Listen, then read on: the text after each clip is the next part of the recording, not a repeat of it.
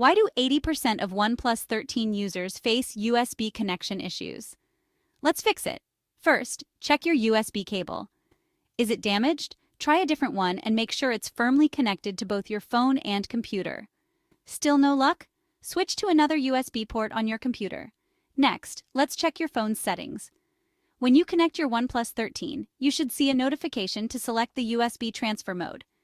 If you don't, head to Settings, search for USB or developer options, and choose File Transfer or MTP.